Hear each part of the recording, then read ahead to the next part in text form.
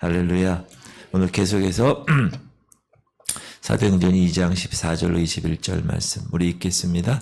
베드로가 11사도와 함께 서서 소리를 높여 이르되 유대인들과 예루살렘에 사는 모든 사람들아 이 일을 너희로 알게 할 것이니 내 말에 귀를 기울이라. 때가 제3시니 너희 생각과 같이 이 사람들이 취한 것이 아니라 이는 곧 선지자 요엘을 통하여 말씀하신 것이니 일러스되 하나님이 말씀하시기를 말세에 내가 내 영을 모든 육체에 부어주리니 너희 자녀들은 예언할 것이요 너희 젊은이들은 환상을 보고 너희 늙은이들은 꿈을 꾸리라.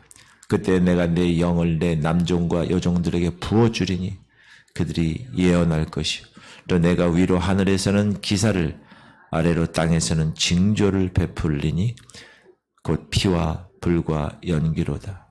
주의 크고 영화로우신 날이 이르기 전에 해가 변하여 어두워지고 달이 변하여 피가 되리라. 누구든지 주의 이름을 부르는 자는 구원을 받으리라 하였느니라. 아멘.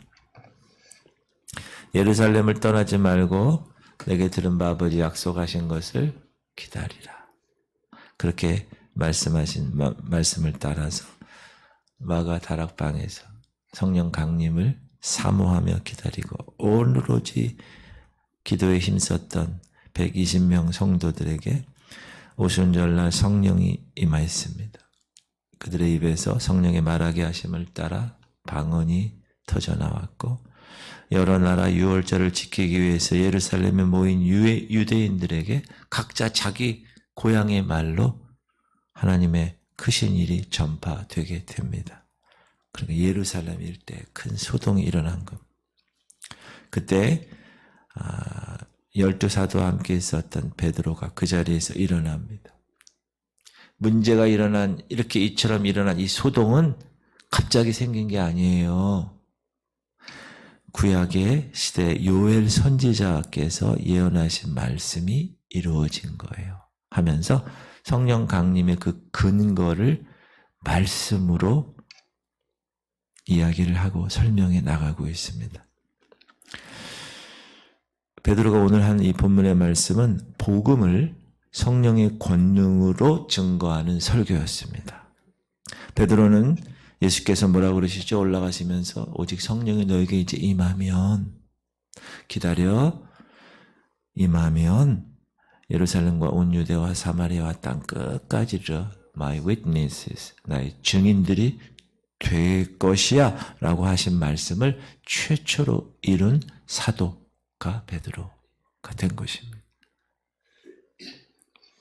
너무 감사한 일이죠. 베드로 입장에서.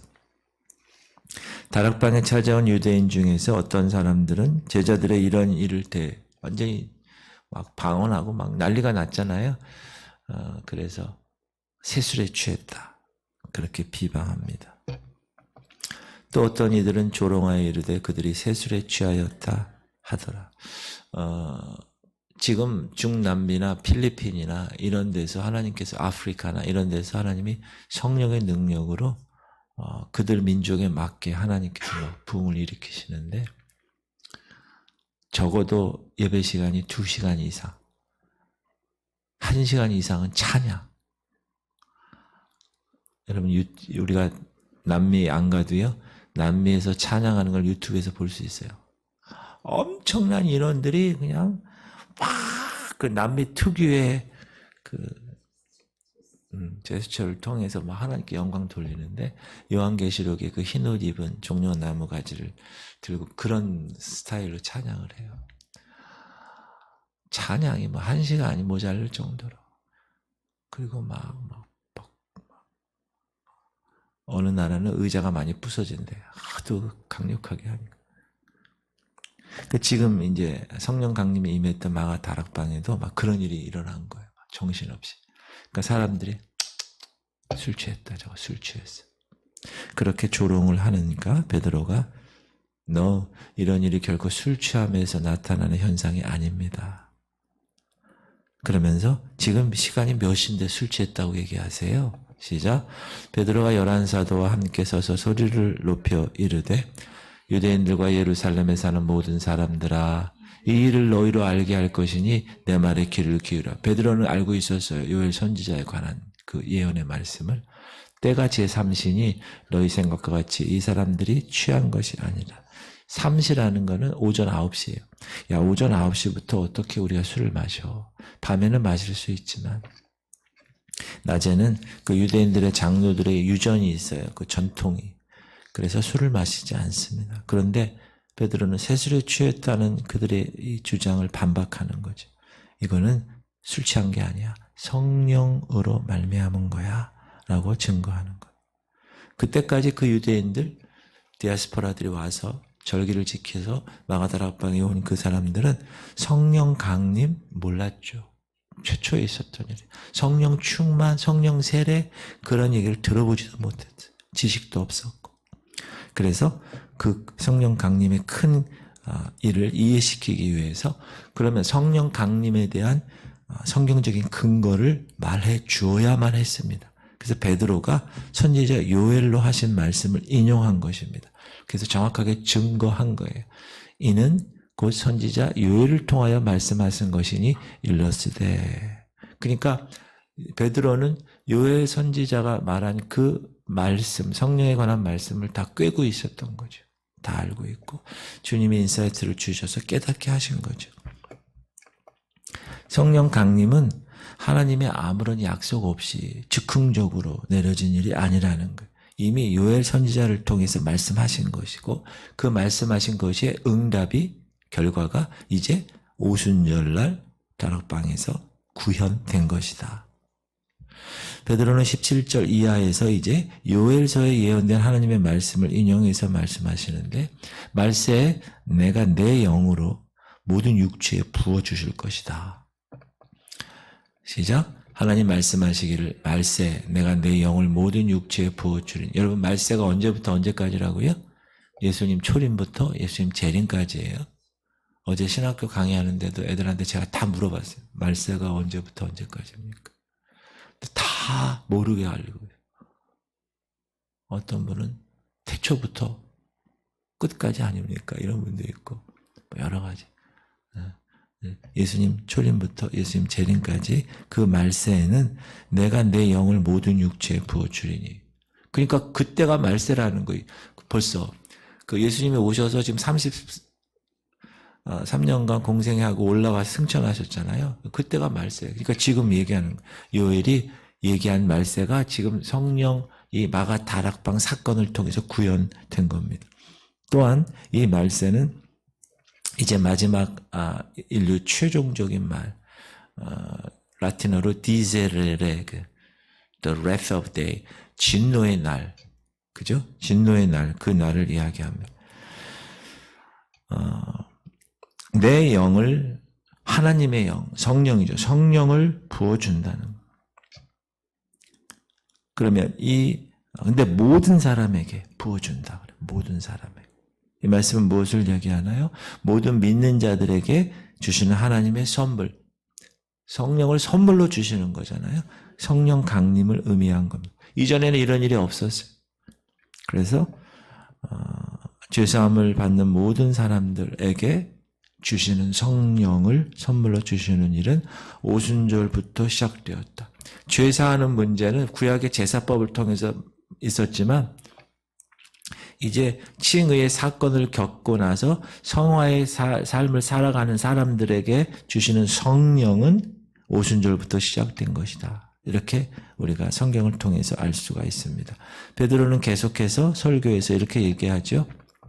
베드로가 이르되 너희가 회개하여 각각 예수 그리스도의 이름으로 세례를 받고 죄사함을 받으라. 그리하면 성령의 선물을 받으리니 이 약속은 너희와 너희 자녀와 모든 먼 데 사람 곧 우리 주 하나님이 얼마든지 부르시는 자들에게 하신 것이라 하고 그리고 그 역사는 성령의 역사는 오순절 그날부터 시작해서 오늘까지 그리고 주님 오시는 그날 재림의 날까지 계속 될 것입니다. 주의 크고 영화로운 날이 이르기 전에 해가 변하여 어두워지고 달이 변하여 피가 되리라. 이제 이 자연 현상을 통해서 예수 그리스도의 오실 그 재림의 날을 징조로 우리에게 보여주죠. 그렇죠? 우리가 아침에 일어나는데 구름이 많이 끼면 오늘 비가 오려나 아는 것처럼 이제 자연 현상을 통하여서 알게 될 것이다. 그렇게 이야기를 하고 있습니다. 그리고 성령이 오시면 이제 성령이 오시면 자녀들은 예언할 것이야. 하나님 말씀하시기를 말세 내가 내 영을 모든 육체에 부어주리니 너희 자녀들은 예언할 것이요 청년들은 환상을 보고 아비들은 꿈을 꾸리라. 주의 영이 임하면 성령 우리 찬양하잖아요. 그게 이 요엘 말씀을 작사하고 어떤 분이 작곡을 했겠죠. 예언이라는 말, 하나님의 계시, 드러나지 않은 것을 드러내서 선포하는 거죠. 그래서 이제 너희 중에 하나님의 계시를 받아서 말씀을 선포할 사명자가 많이 일어날 것임을 알려주신 것입니다.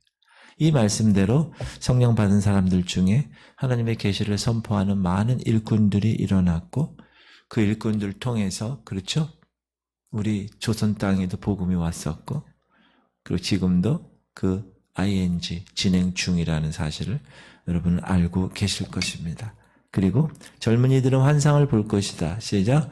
너희 젊은이들은 환상을 보고 환상은 비전이죠. 비전. 그리스도인들이 가지고 있는 비전을 소망을 의미합니다. 우리가 얻는 구원은 소망으로 얻는 것이기 때문에 그러므로 우리는 비전의 삶으로 살아가는 삶을 살아야 됩니다. 그걸 비저널이라고 그래요. 그러니까 우리는 항상 하늘에 대한 소망이 있어요. 여러분 소망이 있어요? 항상 소망이 있어요. 그래서 이 땅의 것이 별로 아니야. 별게 아니야. 저 하늘 너무나 귀하고 너무나 선한 것이 있기 때문에 이 땅에서 뭐 별로 미련이 없는 거죠. 여러분 그렇게 사시죠? 그 다음에 꿈. 늙은이들은 시작. 너희 늙은이들은 꿈을 꾸리라. 사람이 나이가 들면 들수록 삶의 의욕이 감퇴합니다. 기억도 감퇴하고. 그래서 그 사람의 삶의 어느 부분이 전성기가 있어. 꽃이 있어. 제가 보면 그런 것 같아요. 작곡자들도 보면 그분이 70살을 살았다 그러면 70년 내내 작곡을 하는 게 아니라 어느 그 부분에서 아주 팍 폭발하는 그러한 시기가 있는데 그러한 시기에 작품들을 많이 쓰더라고요, 보니까. 그리고 그 작곡가뿐만 아니라 사람들의 삶을 보면 그런 것 같아요. 어느 부분이 있어요. 그 황금 같은 그런 부분. 근데 나이가 들면 그런 게 감퇴하잖아요. 그런데 그들에게 인생의 새로운 소망을 가질 수 있는 꿈을 주신다는 거예요. 그리고 18절부터 20절까지는 주님이 재림하는 그 시기의 종말. 시작. 그때 내가 내 영을 내 남종과 여종들에게 부어주리니 그들이 예언할 것이요 또 내가 위로 하늘에서는 기사를 아래로 땅에서는 징조를 베풀으니 곧 피와 불과 연기로다. 주의 크고 영화로운 날이 이르기 전에 해가 변하여 어두워지고 달이 변하여 피가 주의 크고 영화로운 날 재림의 날이 이르기 전에 해가 변하고 어두워져 전체가 변화된다. 우주가 달이 변하여 피가 되리라. 레드문 그래가지고 요즘 유튜브에도 영상이 많이 나오는데 사랑하는 성도님들 누구든지 그러므로 성령이 임하시면 권능을 받고 그 권능으로 주의 복음을 증거하는 일을 합니다. 주의 날이 이르기 전까지 하나님이 30년 전에 이 지구촌 교회를, 이 지역 교회를, 이 지역 연수동에 세우신 이유는 뭐죠? 이 지역의 어두운 곳에 빛을 비추게 하시기 위해서. 교회의 사명은 영혼 구원입니다. 교회가 무슨 일, 저런 일, 이런 일, 저런 다 해야죠. 물론. 그러나 가장 중요한 일, 가장 넘버원, 우선순위 넘버원은 복음 전하는 일이에요. 목사가 존재하는 이유도, 성도들이 존재하는 이유도 그러기 위해서는 우리가 성령을 받아야 돼. 그래야 권능을 갖고. 그 12제자들이 성령 받기 전과 성령 받은 후의 삶이 완벽하게 다르는 이유. 성령 때문에 그런 거죠. 멀찍이 쫓아가고 도망가고 이렇던 엠마오로 내려가고 이렇던 주의 제자들이 다 어떻게 되죠? 순교하고 불에 타 죽어도 관계없다. 폴리캅 같은 제자들은 어떻게 했어요? 하나님이 80여 년 지금까지 나를 배신 안 했는데 내가 어떻게 배신하냐? 화형에 처하죠. 그 성령 충만하니까 그렇게 갈 수 있는 것입니다. 여러분 성령 충만하시기 바랍니다. 우리가 전도 대상자를 놓고 기도하는 이유도 그거예요. 그게 교회 존재 목적이고 내가 살아가는 목적이기 때문에 우리 아들 딸들부터 얼마나 철옹성 같은 진화론적 인본주의 교육을 받고 자란 애들이에요. 사단이 잡고 있는 거예요. 여러분 애들을 벌써 잡고 적어도 6년, 12년을 잡고 있는 거예요. 대학까지 20년을 잡고 있는 거예요. 사단이 그 어렸을 때 애들들을. 거기에 진화론적인 인본주의적인 가치관을 계속 주입시켜서 창조적인 이 하나님의 말씀의 가치관이 들어오면 거부하게 돼 만들었다니까요. 이게 최근에 한 200년간. 그러니까 지금 말세가 된 거예요. 말세가. 그걸 여러분 꼭 깨닫고 인지하고 더욱더 성령 충만함을 사모하며 하나님의 복음 전파를 위해서 우리 가족부터 내 남편부터 우리 교회부터 이렇게 자꾸 이렇게 해나가야 땅끝까지 복음이 이루어지는 것입니다.